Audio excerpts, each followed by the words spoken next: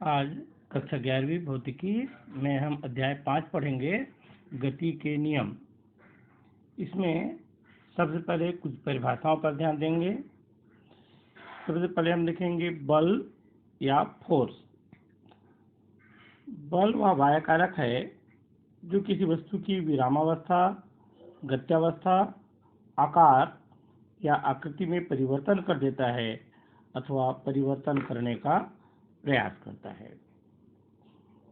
दैनिक जीवन में बल के बहुत से उदाहरण हम देखते हैं। जब बल स्थिर होता है तो गत्यावस्था में परिवर्तित करता है। गत्यावस्था में जब बल लगाते हैं तो उसके वेग दिशा में परिवर्तन करता है। वस्तु के आकार या आकृति में परिवर्तन करना भी बल का प्रकार है। तो सबसे पहले बल की परिभाषा और उसी के बाद बल का मात्रक और विमीय सूत्र। एसआई पद्धति में बल का मात्रक न्यूटन, सीजीएस पद्धति में डाइन और इसका विमीय सूत्र m/T-2 होता है। उसी के बाद एक दूसरा परिभाषा देखेंगे, जड़त्व, जिसे इनर्शिया कहते हैं। आप सबको मालूम है कि जब तक किसी वस्तु पे बल नहीं लगाया जाता वह वस्तु उसी अवस्था में रहती है। इसी के आधार पर हम जड़त्व को परिभाषित करेंगे, किसी वस्तु का वह गुण जिसके कारण वस्तु अपनी विरामावस्था या गत्यावस्था में परिवर्तन करने में असमर्थ होता है, उसका जड़त्व कहते हैं। इसी को और सरल शब्दों में, यदि कोई वस्तु विरामावस्था में है तो वह विरामावस्था में ही रहेगी और यदि वह गत्यावस्था में है तो गत्यावस्था में ही रहेगी जब तक उस पर कोई बाह्य बल न लगाया जाए। इस गुण को वस्तु का जड़त्व कहते हैं। जड़त्व दो प्रकार के होते हैं, विराम का जड़त्व और गति का जड़त्व। सबसे पहले विराम का जड़त्व देखते हैं। यदि कोई वस्तु विरामावस्था में है तो वह विरामावस्था में ही रहेगी जब तक उस पर कोई बाह्य बल न लगाया जाए। वस्तु के इस गुण को विराम का जड़त्व कहते हैं। विराम के जड़त्व से संबंधित कुछ उदाहरण दिए हैं, जैसे बंदूक की गोली खिड़की के कांच पर जब पड़ती है तो स्पष्ट छेद बनती है, जबकि पत्थर मारते हैं तो वह क्रैक हो जाता है कई प्रकार। ठीक वैसा ही कंबल को जब छड़ से पीटा जाता है तो धूल के कण नीचे आ जाते हैं। पेड़ को हिलाने पर उसमें लगे फल नीचे गिर जाते हैं। यदि हम किसी मोटर कार में बैठे हैं और वह विरामावस्था में है और एकाएक चलने लगे तो हम पीछे की ओर झुक जाते हैं। ये सभी विराम के जड़त्व के उदाहरण हैं। ये परीक्षा में पूछे जाते हैं। तो अब जब भी आप विराम के जड़त्व की परिभाषा लिखेंगे उनके साथ साथ इन उदाहरणों को भी नोट कर लेंगे। ठीक वैसा ही अगला आता है गति का जड़त्व। यदि कोई वस्तु गत्यावस्था में है तो वह एक समान गत्यावस्था में ही रहेगी जब तक उस पर कोई बाह्य बल न लगाया जाए। इस गुण को गति का जड़त्व कहते हैं। इसमें भी कुछ उदाहरण देखते हैं। यदि चलती रेलगाड़ी में बैठा व्यक्ति एक सिक्का ऊपर उछालता है तो कुछ समय पश्चात वह पुनः व्यक्ति के हाथ में ही आ जाता है। लंबी कूद का खिलाड़ी कुछ दूर पहले दौड़ता है, उसके बाद छलांग लगाता है।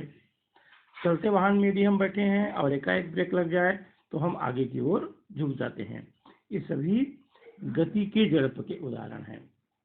एक तीसरा भी जड़त्व होता है जिसे दिशा का जड़त्व कहते हैं। तीसरा दिशा का जड़त्व। जब कोई वस्तु किसी दिशा में गतिशील होती है तो वह उसी दिशा में तब तक रहती है जब तक उस पर कोई बाह्य बल न लगाया जाए।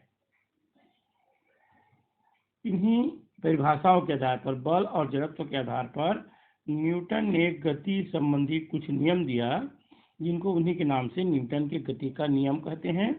तो सबसे पहले देखेंगे न्यूटन के गति का प्रथम नियम, जिसे जड़त्व का नियम भी कहते हैं। न्यूटन के गति का प्रथम नियम या जड़त्व नियम क्या है, इसका कथन देखें। यदि कोई वस्तु विरामावस्था में है तो वह सदैव विरामावस्था में ही रहेगी, तथा यदि कोई वस्तु गत्यावस्था में है तो वह सदैव गत्यावस्था में ही रहेगी जब तक उस पर कोई बाह्य बल न लगाया जाए। इसे न्यूटन के गति का प्रथम नियम या जड़त्व का नियम कहते हैं।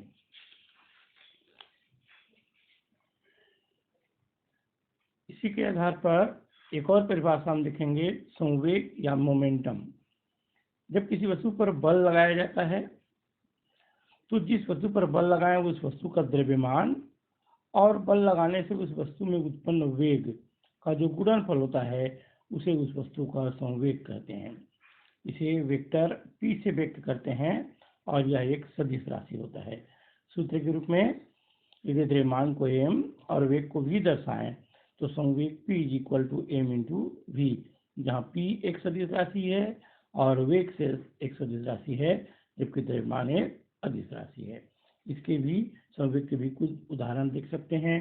संवेग का मात्रक, द्रव्यमान का मात्रक और वेग का मात्रक मिलाकर द्रव्यमान का मात्रक होता है किलोग्राम और वेग का मात्रक होता है मीटर प्रति सेकेंड। उसी प्रकार सीजीएस पद्धति में भी इसका मात्रक निकालेंगे और उसी सूत्र के आधार पर इसका विमीय सूत्र निकालेंगे तो mL_T-1। रेखीय संवेग की जो विशेषताएं हैं कि अगर एक भारी वस्तु का द्रव्यमान m हो, कैपिटल M, और एक हल्की वस्तु का द्रव्यमान स्मॉल m हो, तो दोनों की द्रव्यमानों की जब तुलना करें तो P1/P2 = m/m, अर्थात समान वेग से यदि दो भारी और हल्की वस्तु गतिशील हैं तो उनके द्रव्यमान संवेग का अनुपात उनके द्रव्यमान के अनुपात के अनुक्रमानुपाती होता है। क्योंकि भारी वस्तु का द्रव्यमान बड़ा है, कैपिटल M > स्मॉल m, इसलिए P1/P2 बड़ा है 1 से, अर्थात P1 बड़ा होगा P2। इसको शब्दों में बोलेंगे तो यदि दो वस्तुएं समान वेग से चल रही हैं तो भारी वस्तु का संवेग हल्की वस्तु के संवेग से अधिक होता है। इसके भी कुछ उदाहरण दिए हैं। दूसरा एक कंडीशन लेते हैं कि भारी वस्तु का द्रव्यमान m है, उसका वेग v है, दोनों कैपिटल लेंगे। हल्की वस्तु का द्रव्यमान स्मॉल m है और स्मॉल v है। क्योंकि संवेग दोनों समान होता है, इसकी तुलना करेंगे तो v/v, अर्थात स्मॉल v > v। यदि दो वस्तुओं का संवेग एक समान है तो हल्की वस्तु का वेग भारी वस्तु के वेग से अधिक होता है। ये इस प्रकार कुछ परिभाषाएं हैं जिसको आप बुक में नोट कर लेंगे। बल, जड़त्व, जड़त्व के उदाहरण, उसके प्रकार और संवेग। अगले वीडियो में हम सबसे महत्वपूर्ण एक प्रश्न है न्यूटन के गति का द्वितीय नियम, उसे पढ़ेंगे।